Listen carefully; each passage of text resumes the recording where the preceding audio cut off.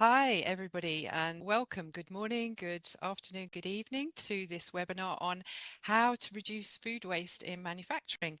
Thank you very much for joining us today. We're really happy to be here. I'm Alison Cousins. I'm Director at Senara Learning Limited, and I'm going to welcome Leanne Singleton, who's Principal at Foodsure. I'm going to hand over to Leanne in just a minute so she can introduce herself. Just first of all, a few pieces of housekeeping. And what we'd like to do is to encourage you to ask as many questions as possible throughout the webinar. There is a Q&A box below, so please do enter any questions at any point. We'll be talking and having a conversation, but we'll definitely be stopping and answering those questions. Also, what we will be doing is going for about 30 minutes this morning and then answering questions. We'll also be recording the webinar as well, so if you would like to access it afterwards, you're very welcome to do so.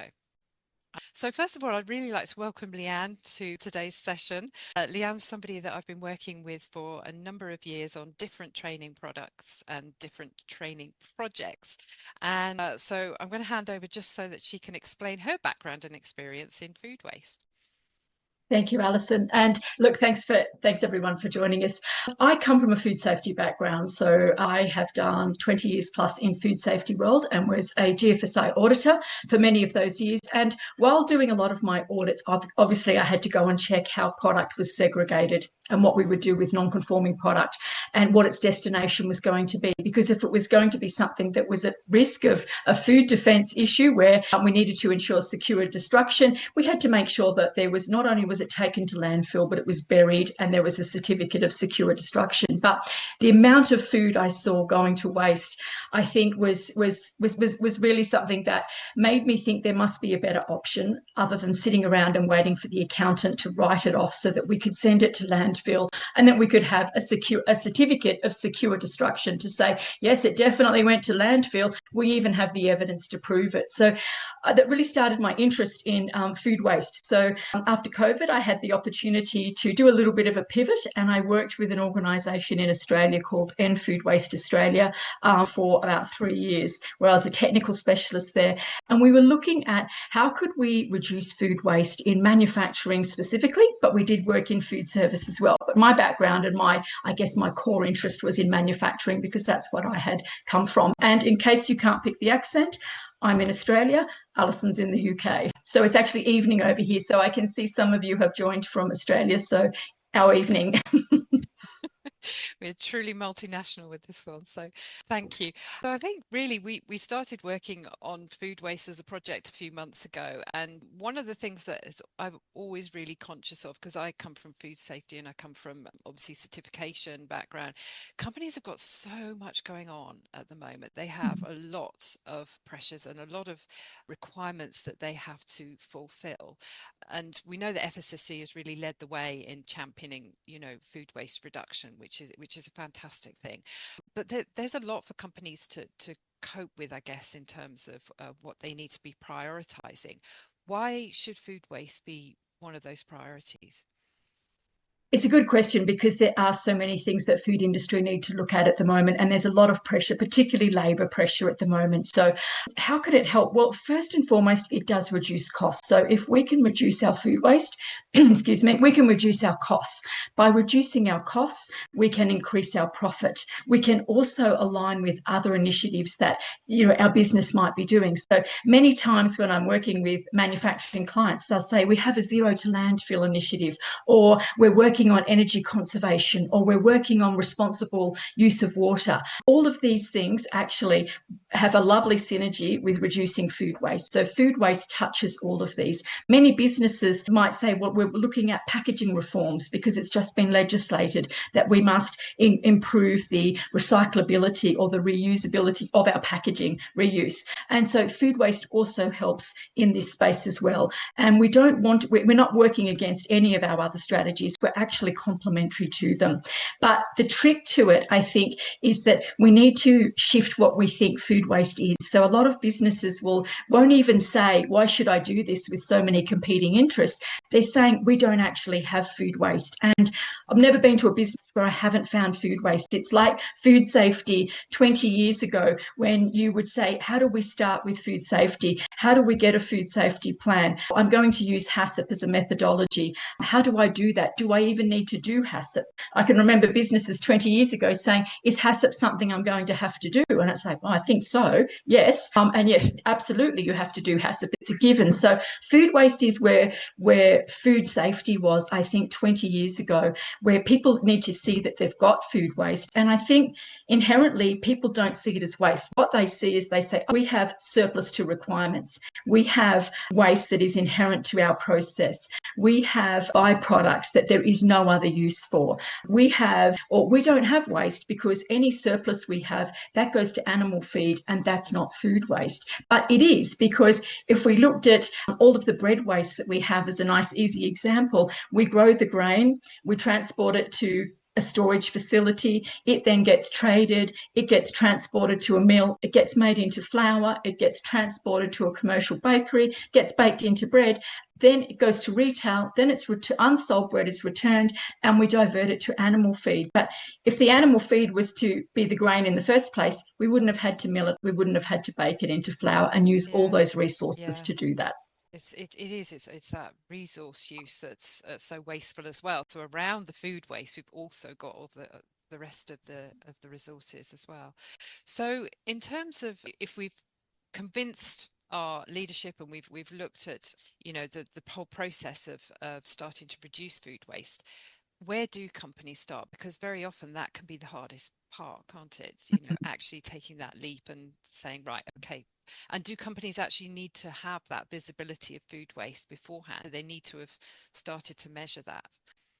Look, yeah, it's a good point, because a lot of people will say, I know we need to do something about it. It's on my agenda. I'm not sure how to get started. Or also we have people say, I'm the sole food waste champion in my business. I know it's important. Or maybe you work in an industry where you're not in manufacturing, you're a support service to manufacturing, or you're in research or academia, or you're in consultancy services. And so trying to say, how can a business see this as a priority for them?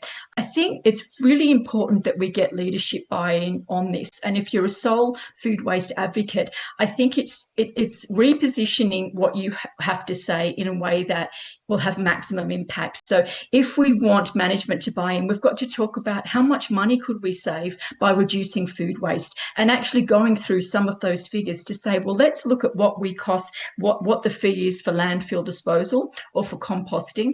How much of that waste could have been diverted to something else? What would that cost saving be? And even looking at how much of my byproduct do I send to animal feed? Could I have salvaged more of that? I think the aim is really about reducing food waste. So it's source reduction first, and then it's about waste valorization second for any waste that is unavoidable. So I think for leadership, it's really important for them to see a very tangible benefit financially.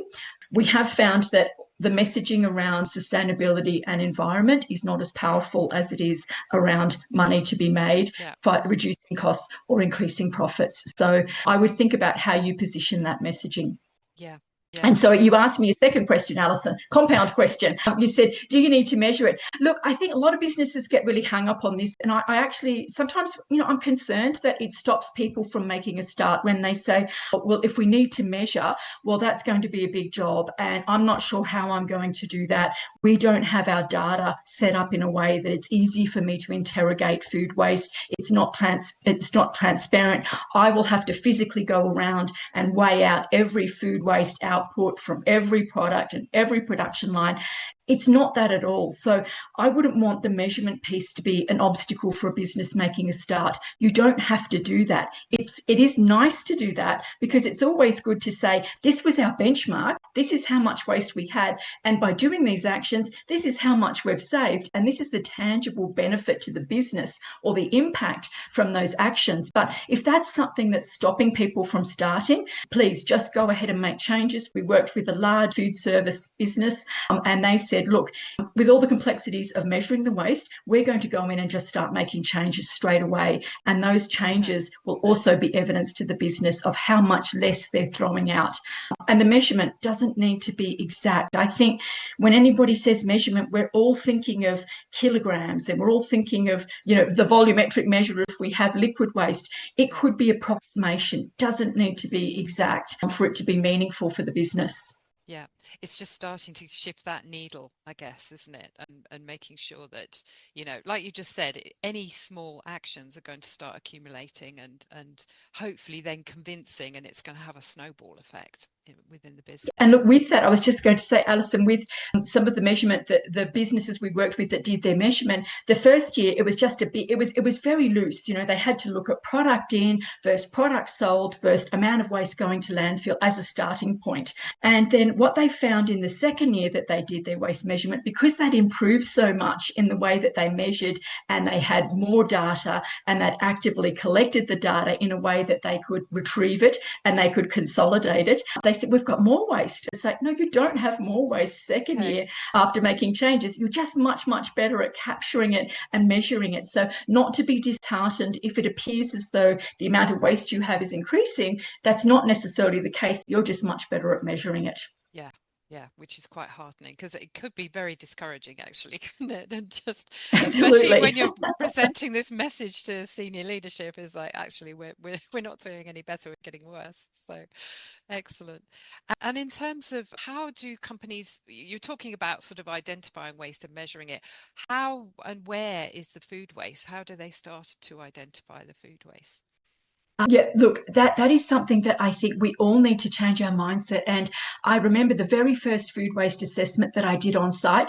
I want to share with everyone, I was really nervous. I'd been a food safety GFSO auditor for 15 years plus. And I thought, wow, I'm never worried that I won't find a food safety non-conformance, because it's just going to jump out and find me. I'm not looking for it, it's going to find me. But what if I can't find any food waste? And I was really anxious about, what if I don't find any food waste? And when I arrived on site, it was very funny. The guy that actually ran their warehouse, he said, knowing you were coming on site today, he said, I suddenly realized yesterday, after working here for 20 years, when the forklift truck passed me and we had a ton of vegetable waste that was going to animal feed, he said, I always stood back and waved at him, and he tooted his horn at me, and I always thought, there goes all the veggies for the animal feed. He said, I suddenly thought, is that waste? Yes, that's waste. How many times have I stopped and waved as a ton of edible vegetable product goes to the animal feed area, which the farmers don't even pay for? We're grateful they take it. So it wasn't a value add at all for the business. So I think for all of us, it's going around and saying, I just want to look at food waste, and it's starting at the start of your process. And I am going to share a slide on this, because I think it's really good to step us through and I'll just quickly share this. The next slide is what's done with ingredients that expire in storage. So I think really good is to go into your warehouse at the start of your process and say, how many ingredients do I have here that are surplus to our requirements? How many ingredients do we no longer use because we've changed formulation and we don't have any process in place to reallocate ingredients to any other manufacturer? How many ingredients do we have that we bought, and due to a change in production scheduling or sales forecasting, we haven't made those products, and those ingredients have now gone out of shelf life? And it's quite a procedure for a manufacturer to say, I know that this lactose powder is still perfectly edible, there's no problem with it, but it has expired from its shelf life, its best before date, and you've got to go through a process back with the supplier to get a shelf life extension. So that can be quite an arduous task. And you say, well, why would you go through that process? You need to do that if you have a GFSI food safety certification to show how you have managed the safety of raw materials. So it's a little bit of a catch-22. We can't just extend an ingredient saying we know it's safe to extend. We do have to have that process that we engage with the supplier. So also going into a warehouse and saying, what are our slow-moving products? How long have we had them here? And even looking at perhaps some of the multitude of ingredients that we might have had to buy in bulk for new product development, to say there's pallets and pallets of ingredients for minimum purchase, and yet we only needed to do one trial and we've abandoned that product. So there's lots of sources of ingredient waste, and this is before we even step out of our raw material warehouse. The other one is looking at process type waste and thinking about how much food product is left as a residue within pipework, in hoppers, in all of your production equipment, because production equipment isn't necessarily set up for maximum flow of of ingredient. So if you've got a sticky product like tomato paste, or you've got viscous sauces, there's a lot of that product that's not only left in ingredient bags, but it's also left in your equipment as well. And then the next one is looking at what happens to all those products that are used to adjust the line or to calibrate the line. So lots of products are used to do check weigher checks. Lots of products are used for metal detector checks. And I think the complexity of this is that if they are products that require temperature control, unless you have a capability to return those products to refrigeration or to frozen storage, they often just go into a waste bin because there's nobody there to return them to a storage area that would enable them to be donated or for them to have another use. And then we've got, I think one of the other big ones is, what happens to all of our products that's got packaging defects? So, when we've got packaging defects, many, many times we find that it's a defect with the packaging, or perhaps there's a packing process issue. And because of the manual labor or perhaps the contamination risk, we're not able to repack or relabel products. So any defect in that space, because it's already in the packaging, generally will go straight to a landfill application. Nobody's going to remove the packaging to divert it to animal feed, and it's not often something that is diverted to food donation because it's in bulk.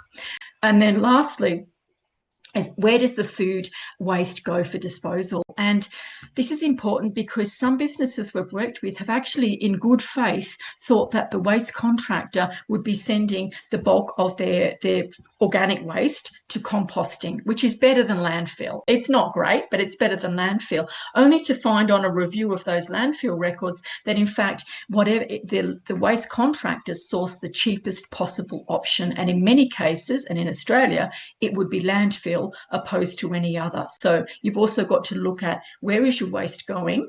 Is it going where you think it's going? And although there might be a preference for composting, if the facility is full, the facility is too far away, or the cheaper option is landfill, it could be going to landfill.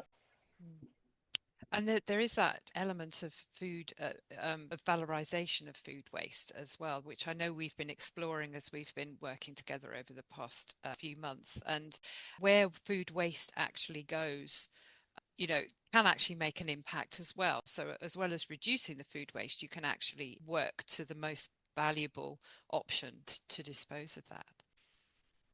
Absolutely. And I think, all countries have signed up to the UN Sustainable Development Goals to halve food waste by 2030. And I feel that we're already almost at the end of 2025, and we've got 5 short years to make some progress towards this target. It's going to be super tough to actually achieve that. And a 50% reduction is significant. And remember, it's not just reducing the food waste, it's about what counts to that target. So in Australia, in particular, food waste diversion only counts towards food waste reduction if you divert human food to pet food or animal feed, I should say, as soon as that drops below the animal feed, and that goes to industrial use for energy production, or it goes to energy conversion, it goes to composting or landfill, it does not count towards that target. So it's a little bit tough on that. But since you've brought up the waste valorization, do have a slide on this because it's easier to talk it through if you get to see the decision tree. So Alison and I worked up, there's lots of food waste hierarchies, and I think some of you on this will have already seen food waste hierarchy, which is the food and drink triangle. We wanted to put this into a decision tree format for manufacturers to say, how can I look at what my options are? And we felt that the first option is that if your food waste is in a saleable condition, so maybe it's a packing defect, not all of the products have a packaging defect, but it does require a manual sort, or maybe it needs some over labeling or over stickering, which is if it's permissible in your country, there's an option. Your first option should be to consider how you're going to facilitate the sale of that product. So can you repack it, relabel it? Can you sell it in bulk? So it might mean that, let's say, feta cheese, you've got surplus to requirements, valuable product. You can go on to platforms that sell business to business. So Yumi's an example of one that we have in Australia, where you could list that product and see if another manufacturer says, excellent, I do actually want to buy a ton of feta cheese to meet my order requirements for ready-to-eat salads, for example. If you're not able to consider options to facilitate the sale, is the food waste safe and suitable for human consumption? Because if it is, donate it to food rescue and to food charities. We're working really hard in the background here on getting tax deductions for businesses that do that as an incentive to send more food to donation. If that's not an option, can it be upcycled to a high value use? And the important thing here is when we say upcycled, we mean to a high value or even a higher value than the food itself. So examples of this would be sending a byproduct like liquid whey to be spray dried into a powder to go into energy bars, or it could be a byproduct that can then be repurposed into a cosmetic product or a medicinal product. So it is retaining the value of that product. If that's not possible, can it be repurposed or processed to feed animals? So that's pet food or animal feed. If that's not possible, then we're dropping right down in the options. Can it be converted into energy or used in industrial processes? If that's not possible, can it be composted or converted into fertilizer? And if that's not possible, as an absolute last option, it's sent to landfill. So there are options. There's several offshoots, and I think it's a matter of looking at every single waste stream we have to say, what is the best possible option, looking at this decision tree. So different waste streams have different options. It might take a little bit of time to build the capability in your business to adequately collect that waste, protect it from contamination, and transport that. But looking at that needs to be the preference, is not it goes to landfill because it's cheap. It's we're going to value it and send it as high up the decision chain as we can. And that really brings it home, actually, that decision tree, is how many options there are before you get to landfill. So landfill. Huge amount of options. And actually, before I started working with you, I wasn't aware of all of those as well. So it's really, really helpful. That's all what we term sort of avoidable food waste. Yes. What about when you're looking at unavoidable food waste? And I guess maybe it might be helpful here to give a definition of that as well. The unavoidable waste is waste that is inherent to a product and it's not edible. So I guess, I think of coffee grinds as an easy one. We think of banana peels. We think of bones, when they have carcasses. So we think of things that are inherent to food, but they're not edible. So in that, also looking at is there a valorization opportunity? So I think the meat industry, the meat supply chain is really tight because it's such a high value product. There is very little waste. So all of the waste from meat industry will be repurposed, and, the bones might go to rendering.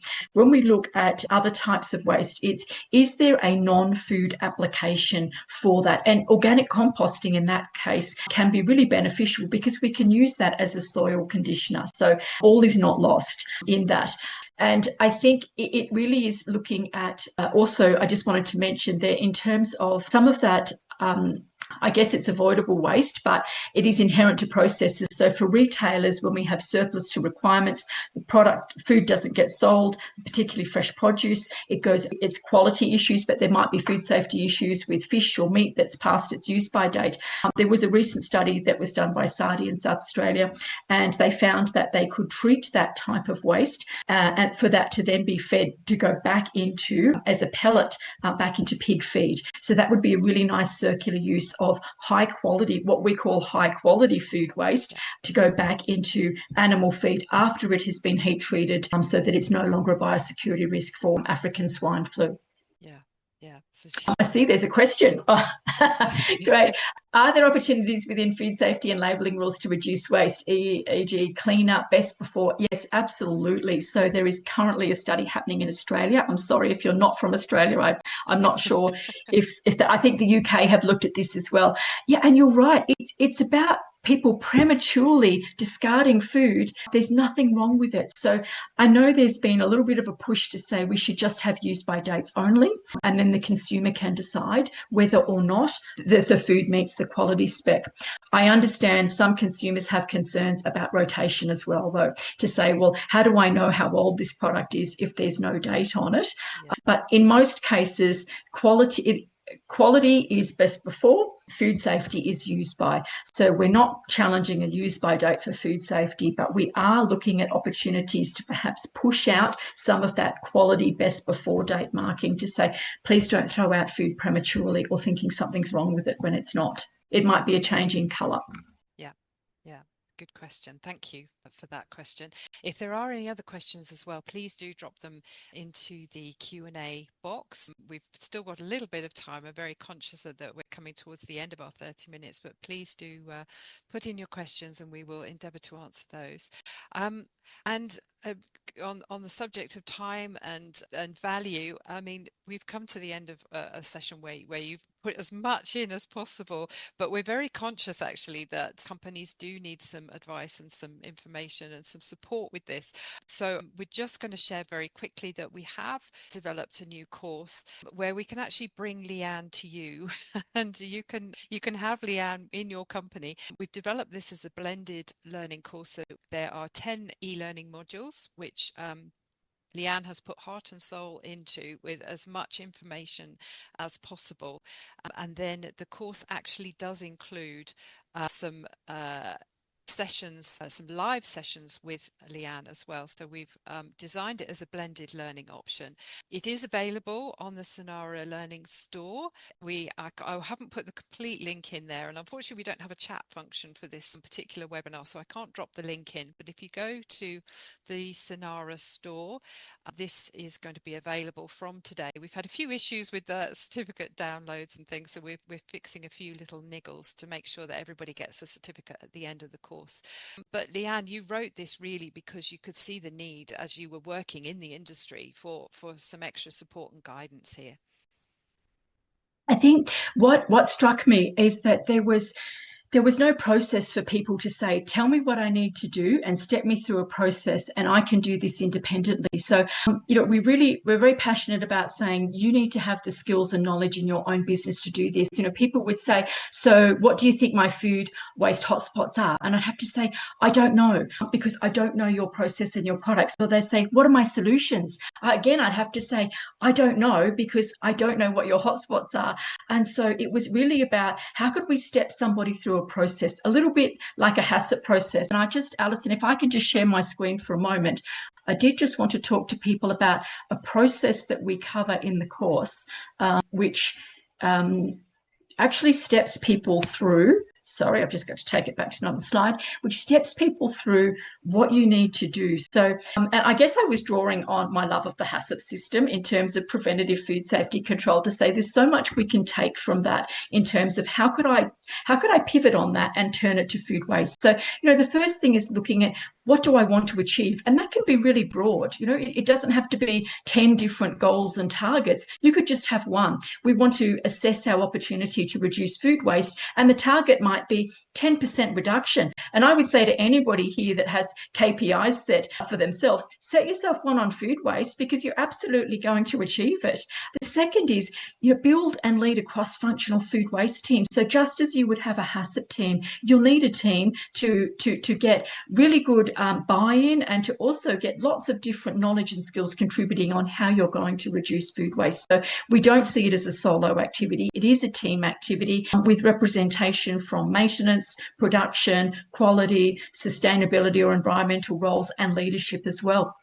Then you can look at what measurement methods are going to work for you. So this is big picture. Do we have the capability to measure in kilograms? Are we going to do an approximation? Are we going to just look at past production records to get a feel for how much waste we have for a baseline? And what will we use when we do our own assessment? And then my favourite step is the exciting one. Step 4, walk the line to identify your food waste outputs and hotspots. So you physically walk your process right through from receival at the site through to the end of a process. And instead of looking for food safety hazards, you are looking for food waste outputs. These will probably already be on your flow chart that you have. So you take your process flow chart, and at every step, what food waste output is there? Take note of the volume of it and the value of the waste, because you're going to use that later.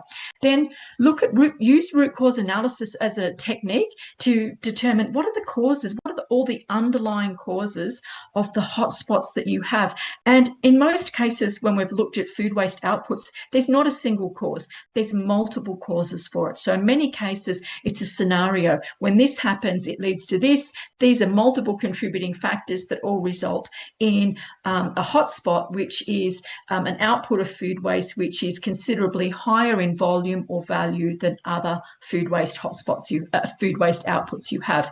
And then it makes sense that once we know what our causes are, we're able to determine, prioritise and trial our solutions. And then we can put those solutions into place, and then we can turn our attention to valorising our unavoidable waste. What can I do to move that up the hierarchy as well? And we can put this together in a food waste reduction plan. So we can document strategically what this is going to be, align it with our goal, our target, what the hotspot is, the causes, what the solutions are, how we're going to monitor it, how we're going to communicate progress, and how we're going to do that verification, our step in addition to monitoring, to check that it's actually working. So there is a sequence to go through, and in the course we step you through every single one of those, plus some at the start and some at the end, and give you some tips and tricks on how you're going to do that.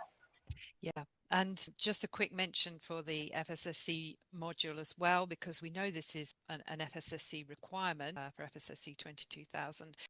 So there is an additional bonus module if your company is certified to FSSC. That's going to be a very helpful module for you to take as well. We have got one more question. I know we're well out of time, but we're gonna sneak this one in because it's important. So can you see that one there? Yes, I can. So look, it's a great question. Thank you for whoever posted this. Absolutely, it saves manufacturers money. So what we often say to people is look at your product that you have the highest volume for. Have a look at that product and say, what is my yield for that product? If it's a high volume product, even if you have a high yield, let's say it's 90 plus, if that's high volume and you manage to reduce food waste by 2-3% over the volume of that product, that is going to be significant. So absolutely, there's several businesses that have saved a lot of money in being able to just reduce waste at the source, which means that they have more saleable products. So it means they've got maximum conversion of their raw materials to saleable product. And that's what we all want. A lot of businesses will say, well, I don't know how this is going to work for us because we have already done lean manufacturing. And lean manufacturing is great, but when they do lean manufacturing, they're doing it to improve process efficiency. So there will be a waste tolerance that is built in to maximize efficiency of the process. So I think there's a huge opportunity to go back and say, can I nudge that waste tolerance to also look at waste reduction? Because Six Sigma lean manufacturing is done for process efficiency. It wasn't done with the view of reducing food waste. It was just, how can I maximize this process efficiency? And one of the things that we'll be prepared to sacrifice in efficiency will be a waste tolerance. So when people celebrate Zero Waste Day, they're not celebrating zero waste. They're celebrating that they met their tolerance that has already been established. So there's absolutely an opportunity. And competitiveness, I think that is a big opportunity. So we know that sustainability claims are coming under scrutiny from government officials. So what it can do is it enables you to start storytelling. So start storytelling on your website to take people on a journey, business to business or business to consumer, not making a claim, but saying, we have started a journey where we are going to reduce food waste in our processes. This aligns with our zero waste to landfill. We have started by looking at this particular group of products, or we've already realised on some process improvements to reduce waste. And I think it brings people on the journey with you. We know consumers are interested in what businesses are doing, and I think this, as long as you can substantiate what you say with evidence, you're okay to write that up as storytelling. And there's an ACCC guide for those of you in Australia specifically on green claims. Excellent. Excellent. Thank you so much. Thank you for the questions as well. We really appreciate those, and we love talking about this topic. We could talk about it probably all day, but unfortunately we are out of time. So thank you very much for attending. We will make sure that the webinar is recorded and saved and shared with everybody. And thank you again to Leanne for attending, and we look forward to seeing you again soon. Thank you. Thank you. And connect with us on LinkedIn if you aren't, because we'll be doing regular posts on little snippets of tips and tricks. And I guess the next webinar we'd like to do in the near future is around supply chain. So how you can look at reducing food waste across your supply chain. Yeah. So watch this space. Thanks, everybody. Thanks, We'll everyone. see you Goodbye. soon. Bye.